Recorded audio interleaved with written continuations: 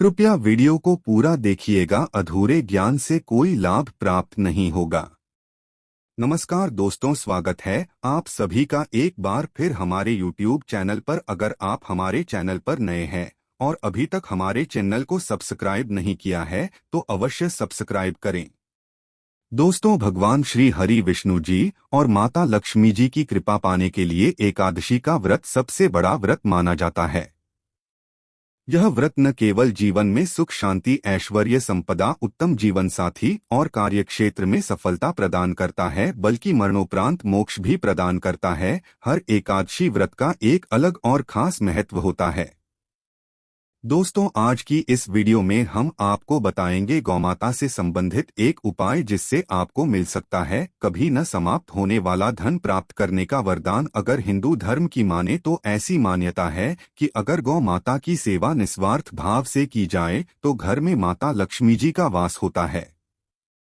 वैसे तो युगों से चला आ रहा है कि गाय को हम कुछ न कुछ जरूर खिलाते हैं। गाय को सनातन धर्म में माता लक्ष्मी जी का स्वरूप भी माना गया है और कहा जाता है कि गाय की सेवा करने से घर परिवार सुखी और संपन्न रहता है।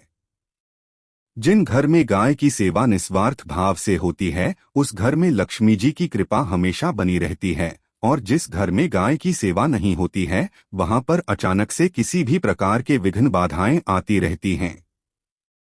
वैसे तो कुछ लोग शहरों में भी रहते हैं तो वहां पर गाय पालना संभव ही नहीं है, लेकिन गाय को वहां पर भी रोटी अवश्य खिलाई जाती है। लेकिन कई बार गाय को खिलाने में कुछ भूल हो जाती है। तो दोस्तों, कौन सी हैं वो 3 चीजें जो गाय को नहीं खिलानी चाहिए, आज हम आपको इस वीडियो के माध्यम से बताएंगे। तो कृपया वीडियो को आधा अधूरा न छोड़े, वीडियो को अंत तक जरूर देखें। दोस्तों, गौ माता के अंदर सभी देवी देवताओं का निवास माना जाता है। तो आप सुबह जो पहली रोटी बनती है वो अगर आप गाय को खिलाते हैं तो सभी देवी देवताओं का आशीर्वाद प्राप्त होता है।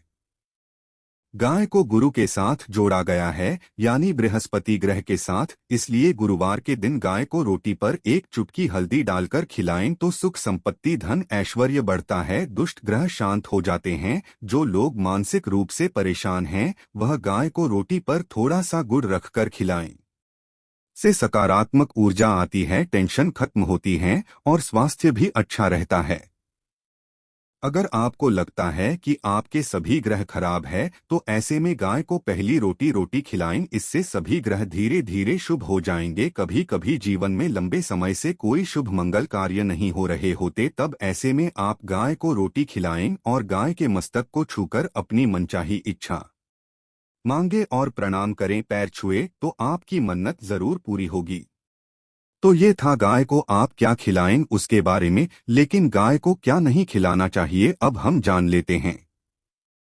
गाय को रोटी तो हर कोई खिलाता है, अब यह रोटी बासी बिल्कुल भी नहीं होनी चाहिए, यानी कि एक दिन पहले की जो रोटी बनी रहती है और आप दूसरे दिन सुबह सुबह खिला देते हैं वो नहीं खिलानी चाहिए। कई बार आप रोटी बना लेते हैं और उस दिन गाय मिलती नहीं तो रोटी रखी रह जाती है, फिर वो अगले दिन गाय को खिलाने से गाय का अपमान माना जाता है, वो रोटी बासी कहलाती है। इसलिए गाय को एक दिन पहले की बची हुई रोटी कभी नहीं खिलानी चाहिए। सड़ी गली चीजें खराब चीजें गाय को मत खिलाइए, इससे घर में परेशानी आती है। और अगर आप ऐसा करते हैं तो अपनी आदत को बदलिए, क्योंकि इससे घर में तकलीफ आती है। गाय को हरा चारा तो हर कोई खिलाता है। आप हरा चारा खिलाते समय एक बात का विशेष ध्यान रखें, गाय को सबसे ज्यादा पीपल का पत्ता लोग खिलाते हैं, पर पीपल का पत्ता आप खुद से तोड़कर मत खिलाइए। दूसरी बात, आप घर में सब्जी लाते हैं, उसे काटते हैं और उसमें से अच्छी चीजें तोड़ कर रखें। बचा खुचा आप गाय को खिलाएं, आप जो देंगे वह गाय खा लेगी, लेकिन थोड़ी सी कुछ अच्छी चीजें मिलाकर गाय को खिला दीजिएगा। गाय को कभी भी दूध नहीं पिलाना चाहिए। आप दही चावल खिला सकते हैं, लेकिन दूध ताजा हो या बचा हुआ भूलकर भी गाय को मत खिलाइए। तो यह 3 चीजें गाय को कभी नहीं खिलानी है। एक तो बची कुची रोटी नहीं खिलानी है, कोई भी अनाज बच जाए उसे दूसरे दिन गाय को नहीं खिलाना ना है। जैसे चावल बच जाता है, रोटी बच जाती है और आप अगर चारा खिलाते हैं उन्हें तो सड़ा गला मत खिलाइए, और अगर खिलाते हैं कोई तो उसके साथ कुछ अच्छी चीजें मिला लें, और गाय को दूध भी नहीं पिलाना है। ये चीजें बिल्कुल भी नहीं खिलाएं, नहीं तो घर में गरीबी आती है, माता लक्ष्मी आपके घर में वास करना छोड़ देती है। 84 लाख योनियों के सफर करके आत्मा अंतिम रूप में गाय का रूप दी है। गाय लाखों योनियों का वह पड़ाव है जहां आत्मा विश्राम करके आगे की यात्रा शुरू करती है। दोस्तों, गाय का कोई अब शगुन नहीं होता है। जिसे भूभाग पर मकान बनाना हो वहां पर अगर आप 15 दिन के लिए गाय और बछड़ा बांध देते हैं तो वह जगह पवित्र हो जाती है। अगर आप कहीं जा रहे हैं और गौ माता आपका मार्ग रोक दें तो यह बहुत ही शुभ माना जाता है। गाय और बछड़े का दर्शन एक साथ आपको हो जाएं तो आपकी सफलता का प्रतीक माना जाता है। अगर आपके घर के आसपास गौमाता घूमती रहती है तो इसका मतलब है कि आपके घर से काफी सारे संकट अपने आप ही दूर होने वाले हैं और सुख समृद्धि के दरवाजे खुलने वाले हैं। गांव के समीप आप अगर जाते हैं तो संक्रामक रोग, सर्दी, खांसी, जुकाम आदि का अपने आप ही बिना दवाइयों के भी नाश हो जाता है। अगर आपको गाय अचानक से पूंछ मार देती है तो यह बहुत ही शुभ संकेत माना गया है, और काली चितकबरी गाय का ऐसा करना तो और भी ज्यादा शुभ माना गया है। पंचगव्य जो होते हैं वो कई रोगों में लाभदायक है।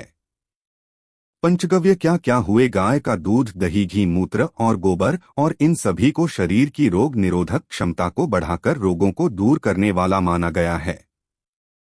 ऐसा कोई रोग नहीं है जिसका इलाज पंचगव्य से नहीं किया जा सकता।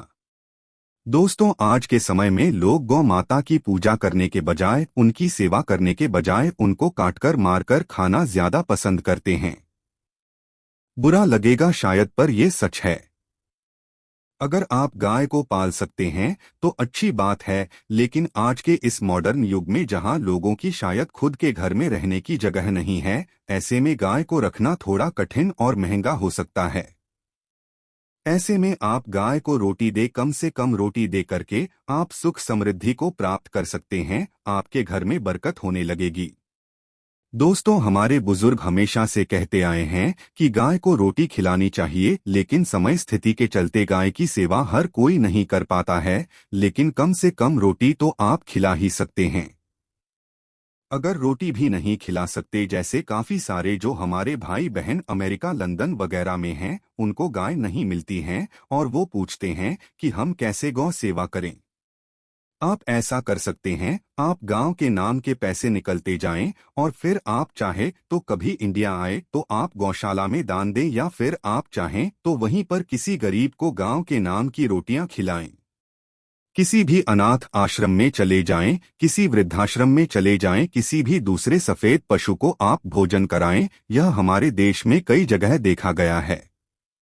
और कई लोगों का प्रश्न आता है कि हम झूठी रोटी गाय को देते हैं, क्या ये सही है या गलत? हम झूठा खाना, बचा हुआ खाना गाय को खिलाते हैं, यानी जो बच जाता है वह गाय के हवाले कर दिया जाता है। दोस्तों, इससे जुड़ी एक पौराणिक कथा है, तो आपको बता दे। रामायण काल में गौमाता को एक श्राप मिला था, उसी की वजह से आज उनके साथ ऐसा हो रहा है। और उसी शराब की वजह से गौमाता में देवी देवताओं का वास होने के बाद भी उनको झूठा खाना पड़ता है। यहाँ तक कि पॉलिथीन भी खाते हैं, हालांकि यह किसी भी लिहाज से सही नहीं है। आपको बता दें, वाल्मीकि रामायण में माता सीता द्वारा पिंड दान देकर दशरथ की आत्मा को मोक्ष मिलने का संदर्भ आता है। जो लोग जानते होंगे वो जानते हैं कि वनवास के दौरान भगवान राम, लक्ष्मण और माता सीता पितृपक्ष के दौरान श्राद्ध करने के लिए गया पहुंचे।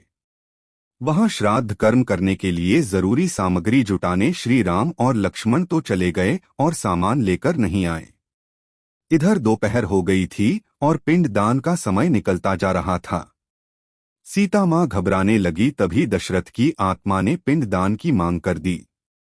तब गया जी के आगे फल्गु नदी पर अकेली सीताजी मुश्किल में पड़ गई और उन्होंने फल्गु नदी के साथ वट वृक्ष, केतकी के फूल और गाय को साक्षी मानकर बालों का पिंड बनाया और स्वर्गीय राजा दशरथ अपने ससुर का निमित्त पिंडदान कर दिया। थोड़ी देर में भगवान राम और लक्ष्मण जब लौटे तो माता सीता ने कहा कि समय निकल जाने के कारण मैंने पिंडदान कर दिया। बिना सामग्री के पिंडदान कैसे हो सकता है, इसलिए राम जी ने सीता माँ से प्रमाण मांगा। तब सीता माता ने कहा कि जो फल्गु नदी की रेत है, केतकी के फूल हैं, गाय हैं और वट वृक्ष है, जो मेरे द्वारा किए गए श्राद्ध कर्म की गवाही दे सकते हैं। इतनी में फल्गु नदी, गाय और केतकी के फूल इस बात को मुँह करके उन्होंने कहा कि सीता माँ झूठ बोल रही है, सिर्फ वट वृक्ष ने सही बात कही।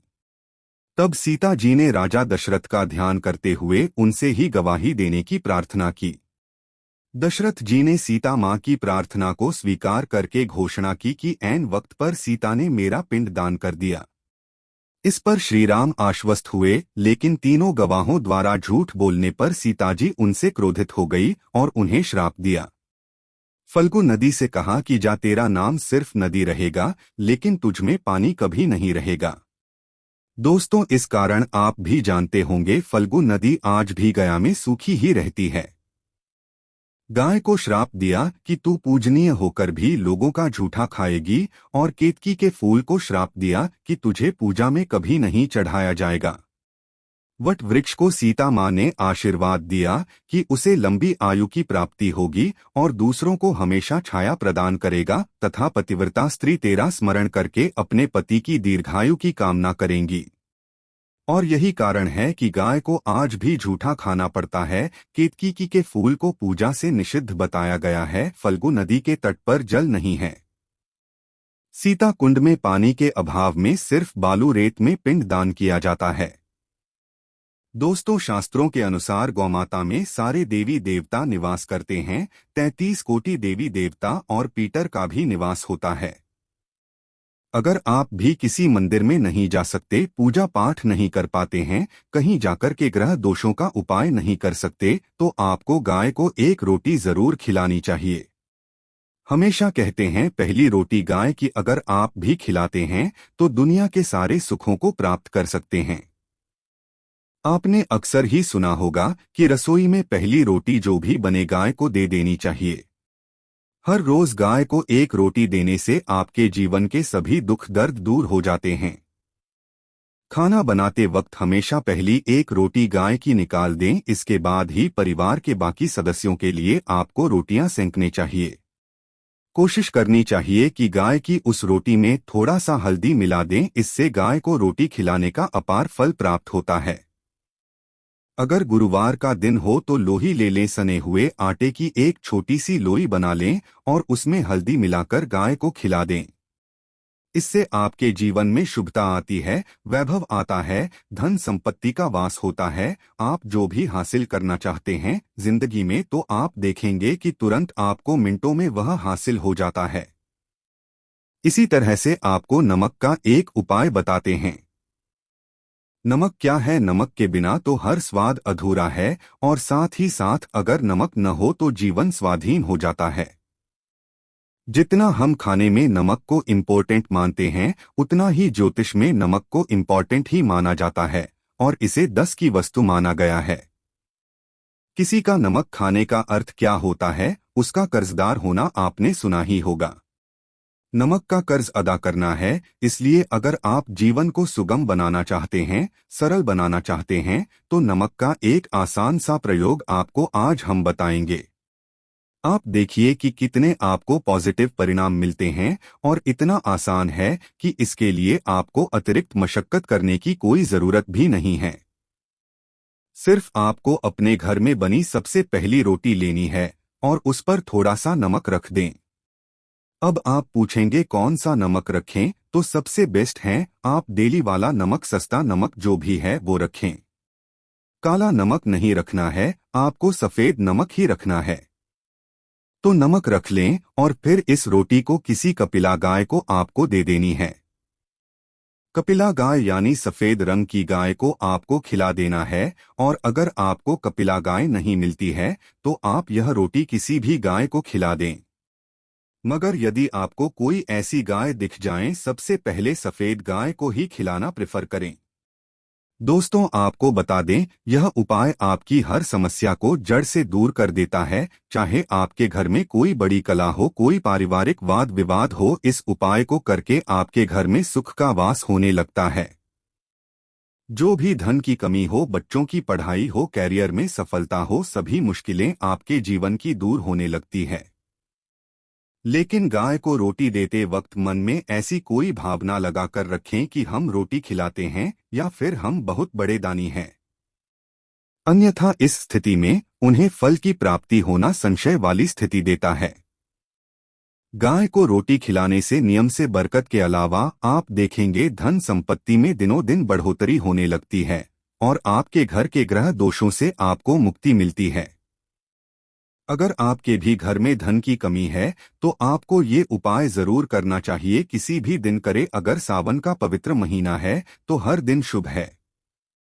आप जिस दिन चाहे उस दिन से कर सकते हैं और आप देखेंगे इस उपाय को करने से आपके घर से धन की कमी बिल्कुल झट से दूर हो जाती है।